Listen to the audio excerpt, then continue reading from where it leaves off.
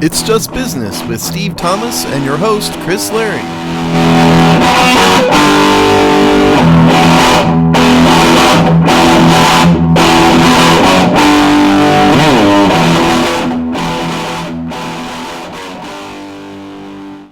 Hello and welcome to another episode of It's Just Business on the Hogstide Network, the show where we look at the dollars and the cents and the decimal points of the sports media business industrial complex. How you doing today, Steve? I'm doing very well. Decimal points are actually very, very important in stuff like this. Yeah, right. One slight shift and businesses can topple. Yeah, exactly right. How is the weather up in New York? Are you turning fall now? Oh yeah, we're pretty much into the heel What is turn. that? What Although does fall mean for New York City? it's still fairly balmy. It's probably in the 60s and early 70s, even sometimes in the afternoons. So still not, but but then it can also just plummet. So Because like 60s for us is to me, it's like a decent winter day. Low 60s 60s. here is like, oh, summer's hanging on. Well, But it you really is know, post Halloween when the real, when you have when like when it starts to turn nasty now.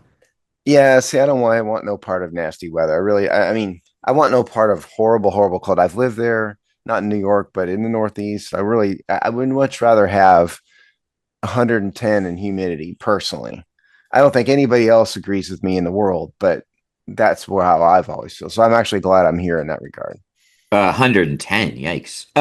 It's I happened down here. I could live in a standardized climate, but I actually, as I grow older, which is kind of strange, kind of the reverse, kind of a Benjamin Button situation. As I grow older, I actually appreciate the change of the seasons more. To be perfectly honest, I'd rather just have 72 degrees every day inside. I don't need change. I'm not good with you don't might not know this about me, Chris. I'm not good with change. Is that news to you? Even the weather needs to stay status quo. Yes, exactly right. Status quo, I'm fine with status quo. Status quo is okay. you know. In My status quo, by the way, just Terry McLaurin's new status quo seems to be injured, by the way, if Yeah, you've noticed. this is yeah. Who'd have thunk it? Guy holds out, gets soft tissue injury that lingers for weeks and maybe months. And instantly Um, has fan base turn on him. yeah, this well, I don't. We don't want to get off too much on a tangent, but No. the Terry situation is the Paul cast on this entire season. It was the bad mojo. It was the the doll that you stick pins in before the season. It flipped all the vibes from 2024. Yeah, but also, I mean, people need to understand that this team got a little lucky last year. They won a bunch of, they literally won on a Hail Mary at the end of the game, in the game. Oh, And 100%. But that's yeah, what I mean. and That's they what weren't so really that good. They just, they also had a really soft schedule, and it was never going to be repeated. But yes, Terry McLaurin kind of was the beginning of everything. yeah. Yes, Did that's Dan Quinn walk underneath a ladder? I mean, what happened? true. Opened an umbrella Yeah, inside, maybe. exactly. Like, like, but it is yeah. So, and you have to also wonder, well, no, that's not fair. But like, what's his motivation level? Because he lost that stare down. I don't. Well, I mean, Dan Quinn, No, no, no, Terry McLaurin. Terry Like McLaurin how didn't. much? I wouldn't say he lost the stare down. I mean, he got his money. He No, he got didn't get twenty he five didn't get million a what he year. wanted. He He was didn't get never what he going to get wanted. what he wanted, I know, though. but that doesn't mean he could divorce himself from the emotions. Look, if he's that petty, then he needs to go. Yeah, yeah. I think I probably stepped too far. But it's you do all this tumult happens and all those things go on the table. Yeah, right. And I don't follow Twitter anymore or any social media, but I have no doubt the fans are probably all over him. Yeah, that screw even started to turn in July and August, even really. Oh, did it? Yeah. Because you're on that liberal one now, right? You're not on X Blue anymore. sky, which part of it being a leftist paradise is that the sports conversation is not great. Oh, hey, you could have stayed on Twitter or X or whatever for Uh, that. yeah, I'm aware. I think I've heard from a few people that's basically its only value add at this point is the sports. I think none of Um, them have value added. Personally, I couldn't do it. that's probably Leave that me is out. actually probably the correct statement. Oh, it's much better. Yeah. Yeah, social media is killing us all. It's really not good for society.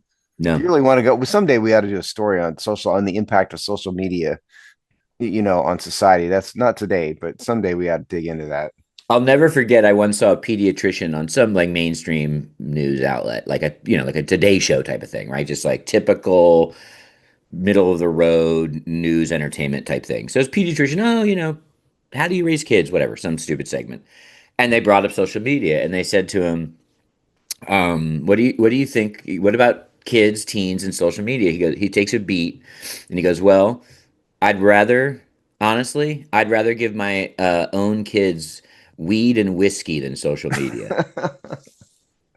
And the guy's, I mean, I'm assuming the guy's really going to do that, but his point is, it's I mean, yes, terrible. he's Yeah. being Yeah. yes, he's making a point, but it was a pretty effective way to make a point. Well, I mean, if you think about it, I mean, attention spans disappear. You lose all sense of reality. There's all kinds of things. They just came. I'm not going to cite it enough with any kind of certainty, but I was just looking at a study recently that said something like the rise of like the 30 seconds or shorter clip. Like some neurologists have actually started to look at the downward trend in brain development that those spark. Oh, you mean of like TikTok clips, the little Yeah, yeah, short 30 ones, seconds or, now they all have them, right? Everybody has their own version of that. So like YouTube shorts, and yeah, yeah. yeah, they all have a copy. So, yeah, but that's just like it's just like the cliff. It's just the intellectual cliff. Well, and Once the you other start, thing all this has done is like music. Name the last time your kid has listened to an entire album. Uh, You know, my kid's a little bit of a nerd on that tip, well, but she might not be the norm then. she actually has records. So, but I say that snobby, but then I will say, but I know what you're talking about. I mean, she's would much rather listen to a playlist than an album.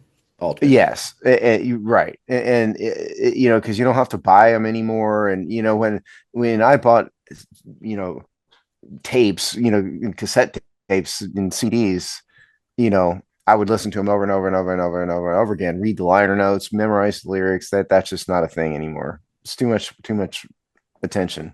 there's a growing now. This is when I say growing movement. I'm talking about niche still, but there is with Gen Z, basically teenagers nowadays, there is kind of a bit of a Luddite return to analog media movement. I was not aware of this. Yeah, yeah. There's records, books, even DVDs and VHS. So and now it's a subculture degree, but there's even some sociologists have started to pick up on that. There's something that the physical nature of this media is starting to be attractive to younger generations because they also feel their own like the same things that we're criticizing for them for. They also experience, and so there's been a return to physical objects. I mean, nobody's ever convinced me that a record is better than a CD, but that's a whole nother discussion for Yeah, another yeah. Well, day. that we can that's where we can get line up on our various sides again. Yes. But I've actually been collecting cassettes recently again. I hooked up a dual cassette player to my stereo, and I have it's actually cheap, which kind of pisses me off, but a good like retro boombox. And cassettes are actually coming back, and so now I've been finding some weird stuff on cassette. It's pretty fun, actually. I, I don't have a cassette player anymore. A friend of mine found a cassette that he really wanted to play, and so I mailed this thing to Colorado. My Oh, to my get for him to play or to get yeah, transcribed. no, just to here. I don't have any cassettes anymore. Here, you just take it. If you have, you can use it. Here you go. They make little like $30, $40, like they look like old Walkmans, and let's say they essentially are. But they have Bluetooth signal, so you can hit a Bluetooth speaker from it. Yeah, Pretty interesting. fun. Yeah. Yep. Maybe we ought to talk about Anyway, sports so basis stuff. yeah, Yeah. let me know if We you got off want on a more tangent. cassette nerd talk, because I'm kind of into it lately. Yeah, so maybe we're tap dancing and vamping because there isn't a plethora of stories out there today, Steve. So maybe we'll start off by saying it looks like Major League Baseball and television are having a fall romance here. As baseball ratings are soaring now, it's a high tide lifts all boat situations where live sports on TV is just dominant. Everyone's doing better, and baseball's no different. And that's also combined with a pretty exciting postseason, including your Dodgers continuing their march to a repeat. Yeah, man. First of all, the Fun for Sports, the memo, the afternoon edition dated October 15th has and these are all, is this uncredited? Yeah, it's uncredited, but has the story. It was called MLB postseason TV ratings surge to highest level since 2010. So and they're citing here, for example, game 5 of Tigers Mariners, 8.72 million, which is a humongous number for teams like that. The Mariners and the Tigers are not, you know, they're not the Yankees and then the Red Sox. Yeah. It says postseason viewership through the first 2 rounds, averaging 4.33 million per game, which is up 30%. Yankees Blue Jays in the American League divisional series averaged 7.65 million. Interestingly enough, Canada, the story talks about Canada, and it says that um, here's a stat I've never really paid attention to before. I've seen they're talking about penetration of the Canadian population. It says it's averaging about viewership about 9% of the total Canadian population, which would be equivalent in the United States to about 30 million. And so baseball has become massively, massive, at least this particular postseason, become massively, massively popular. And it does this, yes, this story does not cite any Dodgers games, but I mean, the Dodgers are, my fandom aside, the Dodgers are one of the historic teams, and I have no doubt their ratings are humongously high. The game last night, which is last night to us, which Friday night, we're recording this on Saturday.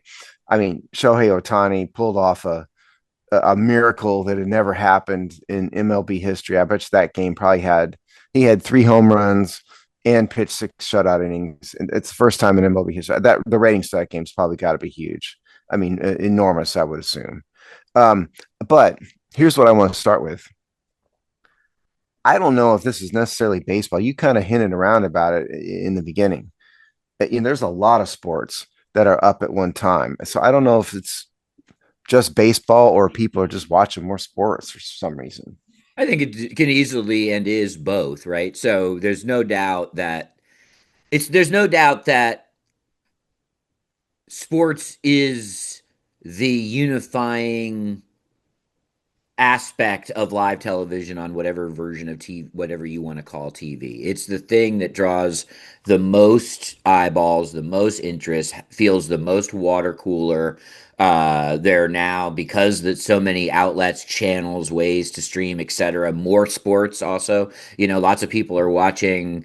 Uh, you know, my brother-in-law has two, competitive volleyball players that and his son is basically on the semi-pro circuit, and he was at a tournament in Florida while my brother-in-law is in Maryland watching the entire thing on a stream. Now, I'm not saying it's doing these kind of numbers, but I'm saying there is a, what The they fact with that it the ad exists at industry. all for a Yeah, semi-pro volleyball team. yeah, that and he's sitting there, so there's just so many the channels, so many sports, plus the big boys are carrying the day. So, and quite frankly, I don't really want to, I'm not throwing this the grenade in the pond, but the news is depressing. It doesn't matter what angle you take on what your view on the news. It's not really a up with people environment. So that means that sports is the live TV pinnacle, and we just see this over and over and over again. But at the same time, for baseball, this comes off the heels of all of their things up this baseball season. So this, doesn't feel, it feels like the crescendo of what has been a very good baseball season on all metrics.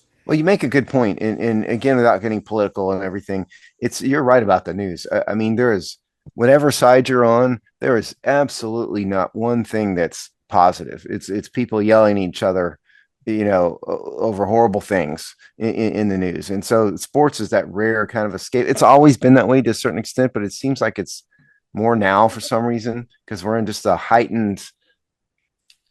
it's heightened tension, I guess, shall I say. Um, But And humans are social creatures, right? So like there well, is everyone but one here. yeah, right. Yeah, right. We're talking about the majorities here, Steve. Right. Um, so watching something that 1,500,000 to 20 million people are watching and experiencing at the same time has an appeal to human beings. I mean, I actively avoid sports bars, but Well, I even don't mean if use you're me as an sitting on your example. couch by yourself, but you know that 15 million people are watching Otani hit his third home run, right? Well, I Like that think it's has an something effect. people can relate to that doesn't have to be contentious. Yeah. Or And if also, it is contentious in a fun way, if you're going to argue about Yankees and Red Sox, it's not that serious. yeah. And I think there's a communal experience part of it, yes, and generally positive, or at least when things are negative, to your point, it's within context. Well, So, and so then how, and part of the reason maybe ratings are up is these games are available on so many different platforms now. and they get better at cooking the numbers all the time. Like, what is a rating? So where 2 or 3 years ago, even they may not have known how to capture a bunch of these streams. Their formulas are catching up. Yeah, well, that's exactly right. I mean, because it started, for those of you who aren't aware or too young, the Nielsen ratings would send out physical books to a certain number of people, and you'd have to write in this book what you watched. My family got one time, and I remember I wrote in a couple shows I didn't watch that I wanted to support. And they would then kind of extrapolate numbers based on that. And anymore, I'm assuming there's cookies in your streams or cable, or whatever, and they know what you're watching, or at least the computer does in the aggregate or something. So they are more accurate, but they are capturing the streams, and like these numbers for baseball are aggregate numbers. This is not just ABC. No, not at all. Yeah. So I also think so. I think it's multiple factors. I do think baseball has had a fabulous season.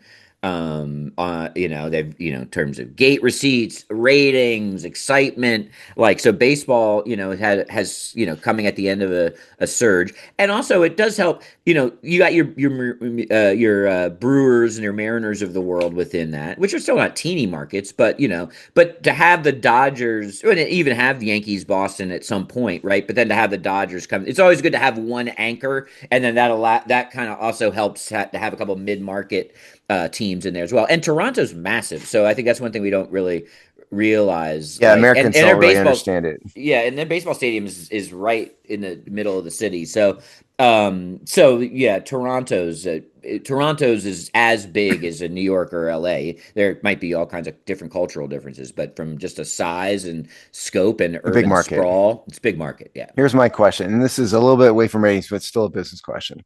So the Dodgers are essentially in the middle of a dynasty.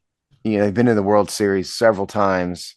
They've won the made NL West many times Generational in a row. player in his prime. Generational player in his prime. But the reason they're doing that, it's different than than NFL.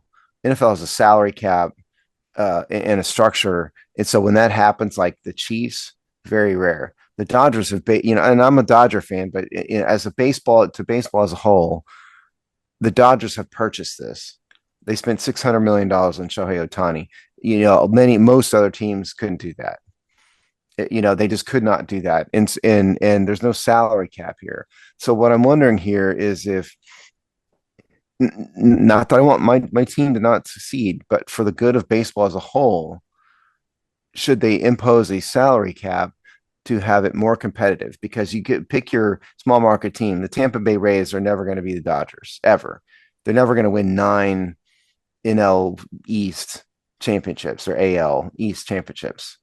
And yes, Major League Baseball wants the Dodgers and the Yankees for ratings. We get it, but I don't know if ultimately what they've done is good for the game.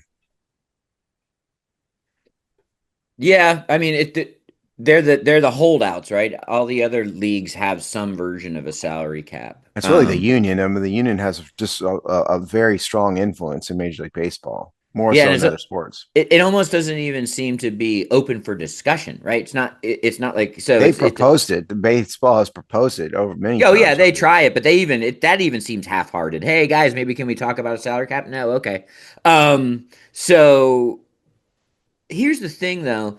I think they're gonna have to figure out some better system because baseball, one of the reasons baseball is is having a strong year, and baseball is better when their medium-sized markets are strong Absolutely. because That's my it's a very point. parochial game, right? Baseball is very regional, it's very local. There's so many games that you have to have strong local ties, right? The NFL, you just have basically these 32 titans, and people, so you can keep your allegiance after you move for jobs 3 times or whatever. It's a much different thing. The regionality of baseball, it also means like a place like Seattle. First of all, Seattle's a pretty big city, and then that means you're covering a giant swath of the country, 3 states, large sections that there's allegiances to. So, I think that's why the sort of deeper numbers of fiscal and health for baseball are good when those large regional markets and parochial strength is good, and that means you need the Mariners, you need the Brewers,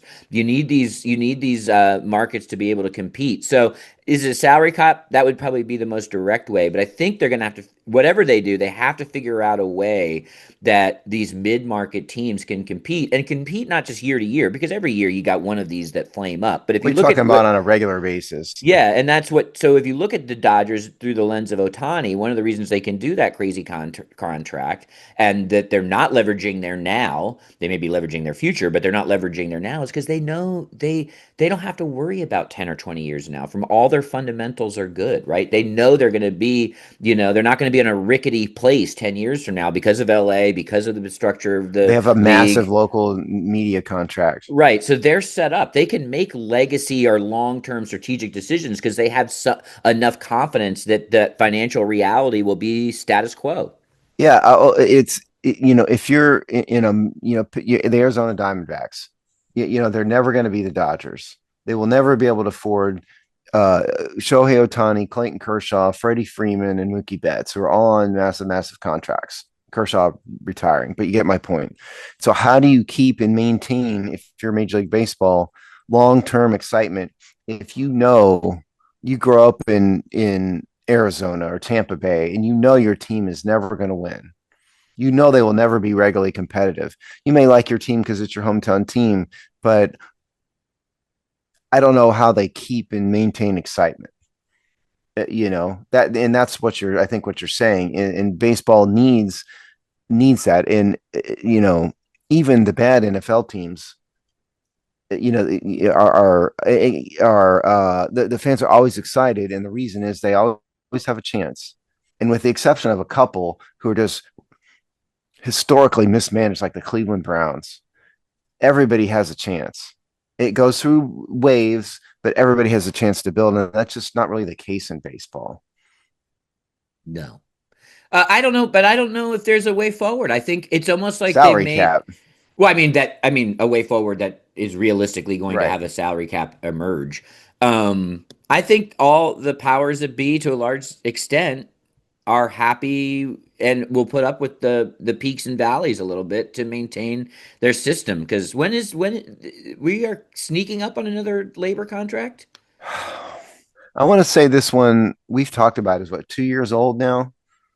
I think Yeah. I'm not willing to say I can't remember. I don't think it's coming up too soon because we've talked No. about it on this show like a Yeah, I couple found years it. ago. Okay, now we've got Chris's madly typing. You can tell he's madly typing on his computer to try to figure out when the Major League Baseball CBA is up. And Uh, what does Google AI say? Well, while he's doing that, I don't think it really matters. Because it's just that they're not going to put the union knows the players make more without a salary cap. And the union just is never going to agree that. And as you said before, they have much more influence than basically the unions of any other sport at all. Have we found it yet? no. Although I did find some good, interesting articles about the points we're making. Um, Well, the point is, it's next time. It's coming up in a few years at least, at a minimum. Chris is not giving up now. He's obsessed with it. I can tell he's not giving up on it. You want me to try to oh do this wait, too? the The current Major League Baseball labor deal or collective bargaining agreement expires December 1st, 2026. Oh wow, okay. This expiration date follows the 2026 season, and negotiations for the next agreement are expected to be contentious, with many anticipating a potential lockout after after the contract ends. So we may get a version of this fight sooner than we thought. But the fight isn't going to be salary cap. Some of The these articles are hinting that at least to your point, earlier point, that the Major League Baseball, the owners, are going to try again. and I hope they succeed, and not because I think the players shouldn't get paid. I just think it's better for the sport. It really is, because you can't. I don't think you can have a because what the teams that can really afford anybody they want, the Dodgers, the Yankees, the Cubs, Red Sox.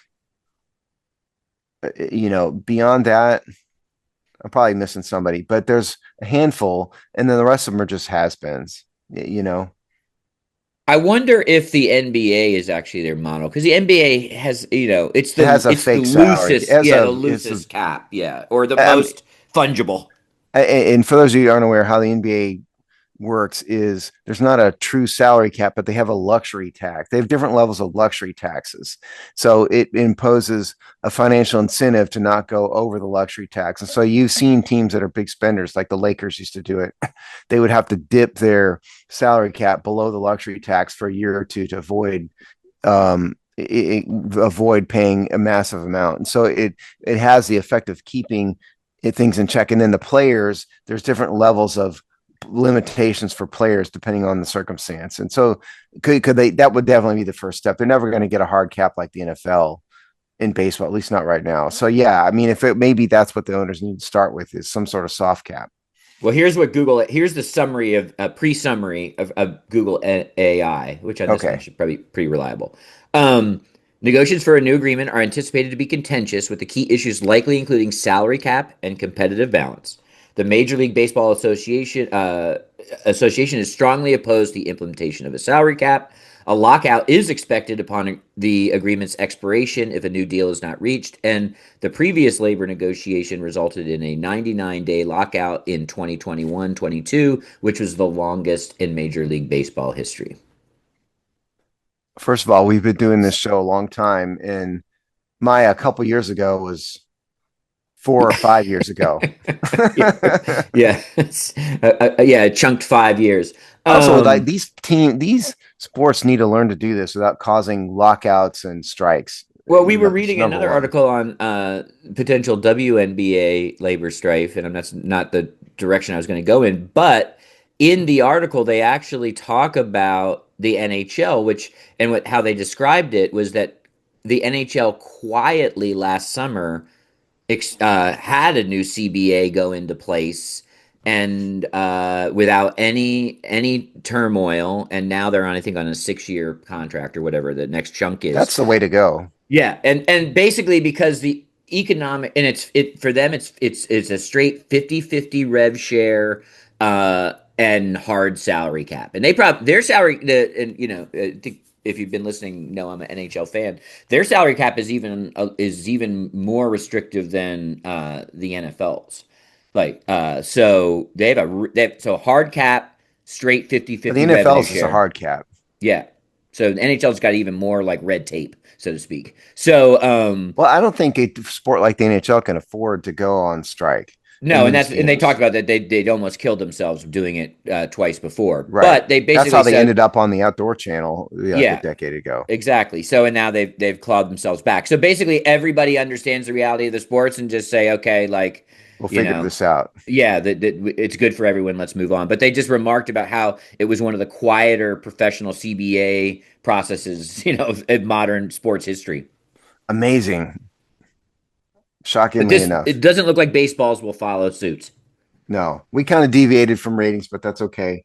Because I think that's, the ratings story, but I think that's actually a bigger long-term issue for the sport. Well, maybe the upward trends in all of baseball and all key metrics will help them realize that a common sense, sustainable and shared growth is the best path. Maybe there's some coming from a place of success that helps them realize there's a lot of pie to carve up. On the other hand, the cynic would say, baseball has existed for 100 years with 4 or 5 teams being at the kingpin, and they've done just fine. So why should they change? Yeah. I don't agree with that, but you could have that sentiment. That's that's there you go. There's the positive vibes on that one to come out. So enjoy baseball in 2026. There's my advice. Because you may not see it for a while. Yeah. Because All right, baseball Steve. killed themselves, what, 15, 20 years ago, through a lockout. And they lost what, 3/4 of a season, most of the season over World it. Series, that was the key, right? Yeah. Yeah, yeah, and they had to build themselves back from it. So if assuming they've learned from their mistakes, It they need to make an effort to not let that happen. it appears that maybe not.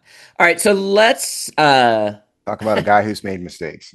yeah, Mark Sanchez, so which Steve was probably looking at a particular article, but there's a million articles about Sanchez. It was 2 weeks ago, I think. Is it 2 or 3 weeks ago? Whatever. Because It it was was 2 weeks ago because the story came out right after we recorded our last show, yeah, like the same definitely. day. And the story kind of broke when there was I think a Sunday morning, like a European game on. So like kind of the NFL noise machine was cranked up because it's 9 a.m. kickoff or whatever. And so and the story kind of broke right in the same time period. So it was like, oh my God, Mark Sanchez has been stabbed. Oh my God, Mark Sanchez has been arrested. Oh my God, Mark Sanchez is beating up old truck drivers. Like its story happened so fast, was so crazy, and has just continued to get crazier. Yeah, well, because he was in Indianapolis to call the Yeah, because Colts he's a color game, guy. Yeah, for Colts and CBS or Raiders, I think Fox. it was. Yeah. Yeah, and so that's what he was doing there. And so the facts of the story were he was wandering around outside the hotel intoxicated and stumbled on a 69-year-old delivery driver. And for some reason known only to Mark Sanchez and alcohol, decided to accost the driver about where he had parked outside of this hotel, this delivery guy. And number one, I don't know why it's any of his business where the guy's parked. He's a guest at the hotel. And number two, if you're going to do that, what Sanchez allegedly apparently did is physically reach into the car, didn't just say, "Hey, you can't park there," but physically tried to assault this guy, which is why he's been charged. So what he's been charged with, and to finish the facts of the matter is, so the driver, the 69-year-old man, first pepper sprayed him. That didn't help, and so then he stabbed him with a knife that the guy had been carrying, and so that is Sanchez's injuries was a result of that. So what he's been charged with is a felony charge, battery resulting in serious bodily injury. That's the most serious one, felony. He's got a bunch of misdemeanors, misdemeanor battery, public intox, which no court cares about, unlawful entry of a vehicle, which is sort of a trespassing of a vehicle kind of charge. All those are minor points, but the felony charge, that's going to end his career. How to end your career without really trying. Details at 11. This is an example in every case of what not to do. You have a lot to lose. You're making a lot of money. Number one, there's no reason why, if you're going to choose to be intoxicated, you should wander around outside. Don't worry. Let the hotel worry about where a delivery guy's parking. And if you're going to worry about it, don't assault the guy. And if you're going to assault the guy, don't reach into his car. It's just a whole host of things. And I would predict we're not going to see Mark Sanchez on TV certainly for a long time. What a dumb thing. Yeah, probably ever. At least Probably ever. Yeah. on TV in context of calling a You sporting might event. see him on some backwards network calling Right. Delaware State games, Yeah, in or 5 years TMZ. now. Yeah. So yeah, it's a crazy. Which the sad saga of Mark Sanchez is so hysterical. Sanchize. That's what they called him in New York when they Oh, drafted him. okay. Yeah, the New York Post and I thought Daily. you misspoke for a minute, but No, no, no, no. you didn't That was misspoke. when they thought he was actually good for those couple years during the what's his face For 5 minutes. Rex Ryan era. Yeah. The nickname was Sanchize. So the sad story of Mark Sanchez from like drafted to the Jets, a complete, like an Which is increasingly automatic downer. yeah, Yeah. By the way. and that's where he had the butt fumble, and then he bounced around the league. And then the first time I think it might have actually been on a Washington game where I'm like, who was the genius that thought anyone wanted to listen to Mark Sanchez call a game? I've never like this guy's a clown. Like I don't think he's terrible as an analyst. yeah, but I'm not that interested in any analyst, to be perfectly honest. I So love analysts, but he's just at best he's boring and normal. And like, but who even wants Mark Sanchez in their life? And now I'm proven right, right? Like, just leave this guy alone. Like, there's like, and also Sanchize, you've been given like 16 chances and you just continually give them away. Like you find, like you have like basically a very bad NFL career. You flip that into a choice job, and I think he was their third analyst. So he actually even like was already moving himself up the food chain within Fox Sports. I didn't think he was that bad, but I'm the wrong one to ask because I don't really pay attention to any of them. He was vanilla at best. So, but he was actually successful for whatever reason, I and you guarantee you shoot making a yourself in the lot of foot money again. when you're a Yeah, major making a ton network of money. analyst. Yeah. Yeah. So, and he didn't sign a second contract. I mean, he probably worked off a rookie contract with the Jets, and then he bounced around the league. There was no second contract there, so he He didn't doesn't make a have ton of huge money. generational money. No, He's no, yeah, he wasn't even. Well, I actually might be wrong about this. We could go look it up. If he was in the, before there was the rookie wage give scale, me a so second. maybe Give me he a got second. those crazy rookie quarterback deals. The Sam Bradford clause. Yeah, of course that doesn't mean he manages money well. Give me No, 1 second. We're gonna find that. I should have pulled this up ahead of time. Mark Sanchez, according to Spotrac, career earnings. Let's look at career earnings, shall we? $74 million in career earnings. so that suggests that he may have signed one of those pre-rookie wage scale deals. Yeah, he had a pretty big let's see, he made 61 million in cash from the Jets, and the rest of them were by NFL standards pretty small. 7 million from Yeah, he the never got a second contract. I mean, he got second contract, but he never got like well, he had a the big 2-year second one. contract from the Eagles. And then after that it was just a bunch of junk. Yeah, and even So then he was a backup. so yeah, if assuming he hasn't totally mismanaged his money, which he very well could have, um, he's got generational wealth, and so he probably doesn't need to work. But I, I have absolutely not 1 ounce of sympathy for this, because sometimes people get caught up in stuff and it's dumb, and but this is something entirely of his own making. You get a felony assault charge like this, you are never going to work again in this in TV. They don't need you. There's too many other NFL players out there. That was another part of the whiplashness of the story where it was like, oh, arrested for misdemeanor, and then like 6 hours later, it had been flipped up to a felony. Yeah, it Like started when I first saw the story. I thought, okay, somebody assaulted him. right. He's a victim. Yeah, he got He's in the stabbed. hospital. Yeah. Oh, I hope he's okay. And it turned into he was an absolute idiot that did this to himself. Yeah, crazy. And then also because Sanchez is also just he's such a pathetic creature, and most people's memories is of him on the football field, which if you go everything from the butt fumble to probably one of the worst starts in Washington Redskins history, like, Oh probably yeah. like, I mean, if probably worse or as bad as some of those like COVID year like guys that they got from off the street. Well, you can go all the So way back to USC and claim that Reggie Bush was the one that really pushed the USC offense if you really wanted to.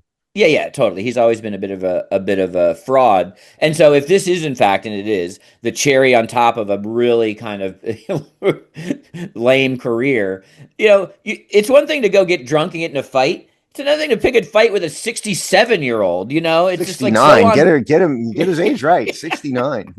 So, yeah, I mean, what a bad look, right? That is so on brand for Mark Sanchez. Well, I mean, again, what are you doing? You're gonna accost the guy about where he parked, a delivery guy. Yeah, Isn't that I think he was last I unloading like fresh linens. Like he was the guy dropping off yeah, tomorrow's tablecloths. last I checked, that's a hotel problem, Yeah. not a hotel guest problem.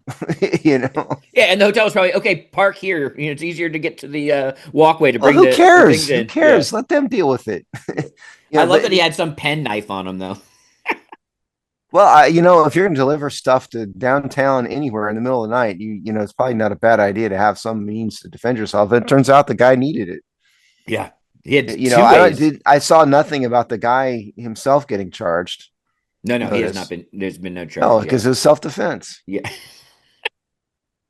Can And you by the imagine? way, I mean, and I'm not a drinker and everything, but at some point, I think you reach a certain age, you have to not be over drinking and wandering around in the middle of the night. Be more responsible from that. Especially if you're prone to rage. Yeah. Because and we think about quarterbacks, and when you see a quarterback on the field, they're relatively small compared to many of the other players. But in the reality, quarterbacks, if you run into a professional quarterback out in the street, they're huge. So can you imagine 69-year-old Yeah, guy, he's like late six night three, delivery guy? 220 pounds or Yeah, whatever. this like Yeah. rage monster that's like it looks like a titan to you is like suddenly coming after you. You're like, bro, what? Well, I think what a lot of public, because we've on the hog side, we've interviewed a lot of people and we've heard a lot of stories, and I think when one thing the public doesn't totally understand is that there's a culture of really heavy drinking in the NFL, and drinking and partying and late nights and all of that. I mean, it goes on a lot more than I think people are. Yeah, sure, there's a few, teetotalers, the Kirk Cousins of the world out there, but like as a general rule, there's a lot of this stuff that goes on. Because don't you wonder, like, okay, Mark Sanchez has to be on national TV in like 12 hours, and he's drunk out of his mind, wandering around the city in the middle of the night. And that's crazy. If I was going to make an appearance at 11 a.m., I would be at home, possibly studying, but certainly not wandering around partying. Well, yeah, I agree with all that. Although I would say there's just a culture of drinking and and then put a period on that. Well, yeah, Yeah. yes. But there's a lot of downtime. So if you think about, especially for someone like Mark Sanchez, he comes in, he does his prep, that's kind of during the day. There's a lot of downtime, expense accounts, blah blah blah. So a lot of them just if you go look at stories of Pat Summerall, this is not a new phenomenon. No, that's what Pat my point is. Summerall There's a was like culture of half in the this. bag, like during some of those classic broadcasts. Well, these announcers will head into the cities at like Wednesday or Thursday. Yeah. Do You 4, 5, 6 hours of work, and then the rest of it's downtime. Yeah, like I was on a plane with Marcus Allen one time by accident, random happenstance, and he was going to whatever game it was, and it was like a Wednesday night. You know, um, I think one dirty little secret of this is certainly it's very physically demanding football and all of that, but they have a lot of downtime. I mean, you said it. Even the players and the coaches and stuff, they have a lot of time to get in trouble. Especially at road games, yeah. Yeah, right. There are. And in the off season they have nothing to do for months and months and months at a time at workout, and that's why some of these guys get in trouble. But I just think if you're gonna be a whatever, however old he is, 40-ish year old professional on television, you need to do better. You really do. Yeah, and if you're a working drunk, then be a better professional drunk. You don't go swinging on old dudes. Well, yeah. Yes. If you're Like, gonna be handle a your drunk, business. if you're gonna Yeah, be a drunk, be a yeah, better drunk than that. yeah. Exactly. Come on, dude. You're embarrassing all of your professions. You're embarrassing. So here's the prediction. So we have to do predictions. We're going to predict, will he or won't he ever appear in a national sports broadcast again? I'm going to say not on a major network. I don't think at all, really. I think there's even if you go like down the long tail of The some Delaware like State or whatever. yeah, but even those teams have their own like homegrown stars that Yeah. And they'd rather USC doesn't need him. yeah, right. So if you're some random college, you've got some star who can talk well on TV that is better for your local market to put on than Mark Sanchez. So Yeah. and you're right, and his big market background has no interest in him. So I think this is it. I think he swung on his career here. Yeah. And he's going to have to go, be a coach or something, somewhere. Now, if he does a sob story and stuff, does he milk his Well, he recovery and his could. apology I tour? had a No, not into a problem new and yeah. job. Now that might be on the talk show circuit or whatever, but I don't think that so he might keep his face in the news and do that, but not as a Well, working he'd have to broadcaster. hire one of these Hollywood crisis coordinator types, He you doesn't know. have that much. He's not that talented. He's good looking, but that's a dime a dozen too, Yeah, really. And his career wasn't of note, so it's not, not like really. someone like Joe Namath, after like the kissing Susie Colbert stuff or whatever. Like people love Joe Namath, so they're rooting for him to, Well, he has also a whole that wasn't legacy. nearly as bad. Yeah, that was No, bad, right. It but it wasn't was nearly as also a bad. different time, and it wasn't anything like this. Or he wasn't But you're gonna stabbing. give a guy with Joe Namath's history grace. You're not. No one's giving Mark Sanchez I'll give you grace. a perfect example of this. Remember Clinton Portis? Clinton Portis, we did a story on it, got in trouble for an insurance fraud scam, went to jail for 6 months. Before that happened, he was a bad Redskins preseason sideline reporter. And he wasn't very good, and he's not very smart, and he comes across as a moron on these things. But the point is, he had a little career. After that, never the Redskins got rid of him. Washington got rid of him. Never appeared on TV again, and now he's a coach. He is a running backs coach for Deshaun Jackson in some little tiny Division III school. You want to know? You want to actually bring? This is a good way to bring this story to a Okay, funny conclusion. He is the running backs coach, and at I forget where is it. Delaware State? Did I? Delaware Oh, did State. I pull that? I guess I didn't pull that out of nowhere because I saw this a while ago. That must have been why Delaware State popped in my head. I actually he's actually crushing it. They're like leading in some running back efficiency rates. Well, I because he knows running backs. But Yeah, my yeah. point with the store with the point was you can't put a guy like that on TV anymore. If you've been convicted of felony insurance fraud and went to jail, you're not going to be a sideline reporter. And if No, Mark Sanchez, when you assault a 69-year-old delivery guy in the middle of the night in Indianapolis, you're not going to be on TV anymore ever. no, he's done.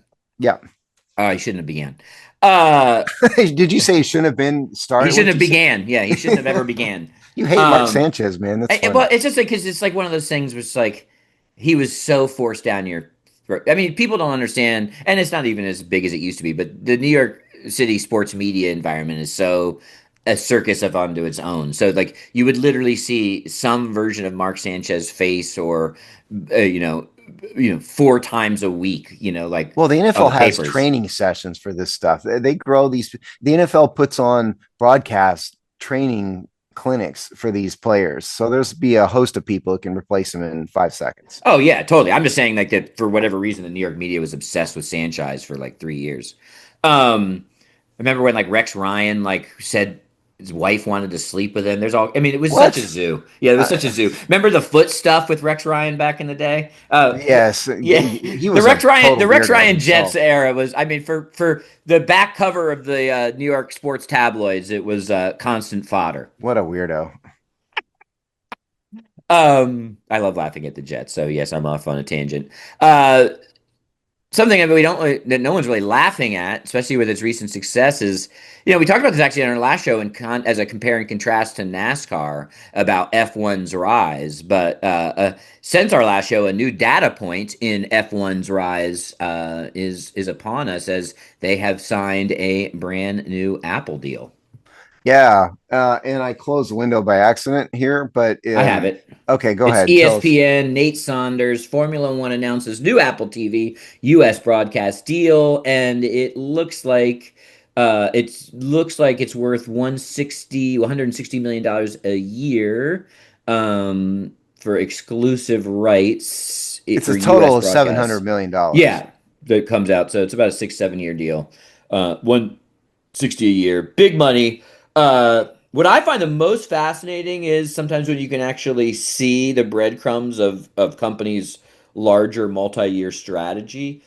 Uh, Apple very much wants in bed with, and now is in bed with F1, and you even see something like the runaway success of their F1 movie, which was an Apple production, and now I think lives exclusively after probably being rented out to the Amazons of the world for limited pay-per-view run, will live in library capacity on Apple. So you can actually see it's called vertical integration, kids. You can actually see these strategic pillars of vertical integration happen where basically the F1 movie. Remember Brad Pitt, big people, big movie hit. That's essentially a $200 million advertising campaign. Forget what live sports they're going to make bets on their network. Well, yeah, and we should say that this deal is broadcasting in the United States. Yeah, it's just a US deal. Yeah. Yeah, it's just a US deal.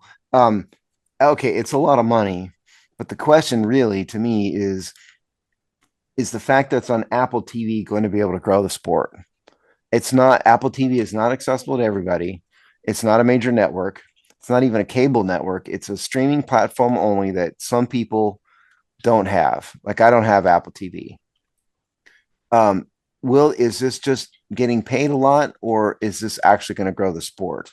That's to me is the question. And I hear you about vertical integration. You know, F1's gone from zero in the United, literally almost zero in the United States to this. So it's growing, but is this going to help? I mean, whether the bet pays off or not, or the strategy pays off or not, we'll see. But it's definitely That's what Apple's I'm asking. strategy. That's what I'm asking. I think there's probably a few things. One, I think when you look at the analysis, are these audiences we can move, right? Because they're smaller, right? We're not talking about NFL. We're not even talking about Major League Baseball level stuff, right? So they're already niche. But is that but those niches are relatively reliable because the fan base is dedicated and you can kind of count it a little bit easier. So I think Apple's strategy is, can we move them onto our platform, right? So and if hey, if you love F1, you have to be on Apple.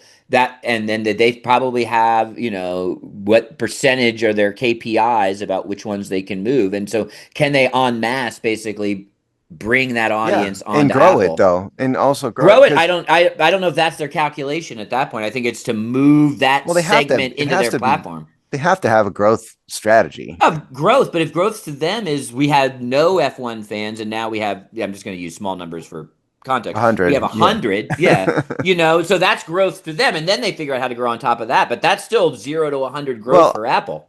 yeah, I mean, because you kind of hinted around about this. Because my point with this is that they were on ESPN, which everybody basically can get ESPN in some capacity, and especially now that they're having this pay-per-view service and everything, and they're moving to a platform which not everybody can get. And so your point, which I understand, is they're betting and banking on the fact that they can talk the F1 fans into all getting Apple TV to the ones who don't and move it over.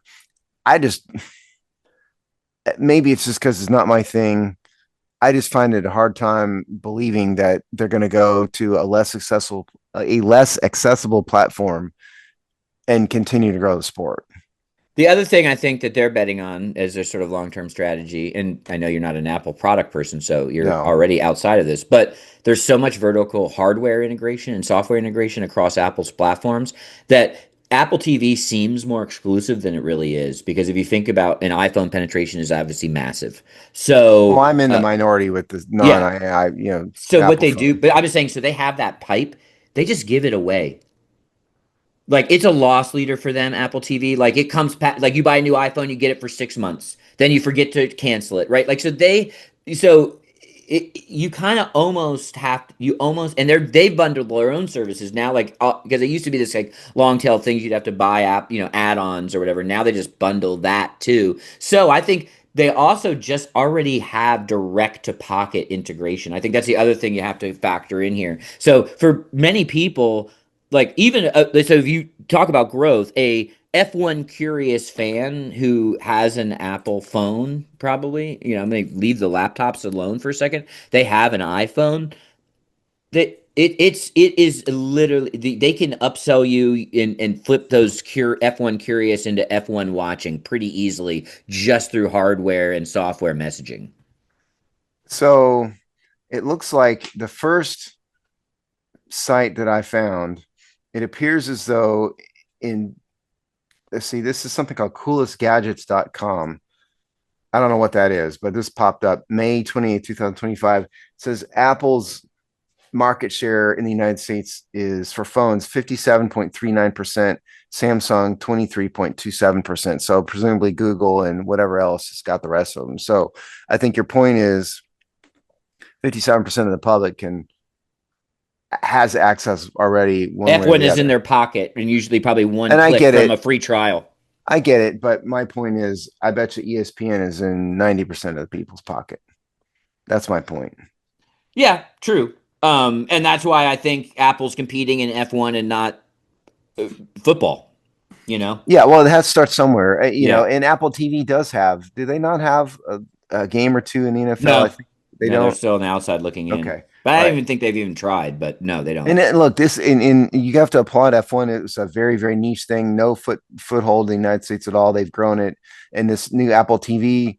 I hope it works for them. I just question whether or not it's going to be financially viable for Apple.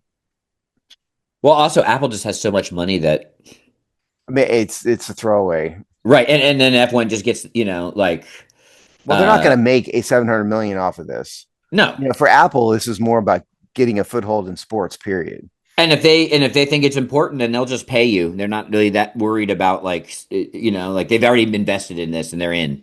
Apple's one of the biggest companies in the world, and yeah, to them, this is not a big number. Yeah. So they're like, great, we're happy. We have you in the fold. You're doing something Yeah, for us. The checks will keep and going. then I guess Apple's strategies, if it works, then maybe they can talk hockey or you know baseball or some other sport, Yeah. Well, more popular sport. yeah. So, and they don't even need it. So, like, to them, it's kind of like artisanal sports I on just think there. it's It's like their. part I of their think brand. it's a foray into sports. Yeah. I don't think, they're the least all in of any of the majors. Oh, absolutely, Yeah. yeah. So there is that. Did we have another story today, Steve? I'm No, drawing that was blanks. about it, and I think Yeah, we're almost it was a at an kind of hour a too. dead. It was kind of not even the NFL hasn't been throwing out that many good stories here early. I mean, non on the field stories. We On the field hoped you stories are liked the fine. show anyway. It was just a very quiet week. Oh well, here's one to cross over the Okay. I'll set you up to talk about hog stuff. I Okay. guess Harris Blitzer Sports just hired the Golden State guy as their like kingpin executive. You see Oh, that? I hadn't seen So that. what's that No. guy? What's the dude that was the Golden State Warriors? He's the one that what's his name? Uh, he worked at ESPN just until just a couple days ago. I did not see this at all. Well, Well, is this the second time Chris has been obsessed and trying to Google something on the fly during the Bob show? Myers. Remember Bob Myers? He helped Harris Yes. on the coaching Yeah, and yeah, yeah, yeah, yeah. so Harris Blitzer, that sports empire that is the Nets, that is the Sixers, that is the Harris Commanders. Blitzer is bigger than Yeah. just the Washington Yes, football it's team. all of those sports holdings. Right. So they just hired, like last Wednesday or Thursday, Bob Myers to be the president of that company. Listen, that's a business thing. It's not going to have any impact whatsoever for those of you out there watching the team on the field. But it's interesting hire for sure. Yeah, it also kind of says what they might be trying to do. Because and this is maybe wish casting on my part, but yeah, he's announced Friday as the president of Harris Blitzer Sports and Entertainment, a move that sends the two-time NBA Executive of the Year as general manager of the Golden State Warriors back into sports management. So it is an explicit sports management job. It's basically across the 76ers, the Devils, Crystal Palace in the Premier League, of course, the Commanders, and NASCAR's Joe Gibbs Racing. Yep. So that's five different sports entities in that now Bob Myers sits on top of. We wish him the best of luck. Yeah. That's a smart move for Harris Blitzer, Yeah. and obviously signaled for a while. And I had one friend of mine joke, maybe it was one of my brothers, I can't remember who made the joke, but it was like, well, you can tell Bob Myers got real tired of Stephen A. Smith. Well, everybody got tired of Stephen A. Smith. All right, so there we go. Congrats, Bob Myers. Yeah. And you can read about all things Washington football on the Hogsty, which we cover on the Hogsty podcast and in all of our regular written content. All right, see you in 2 weeks.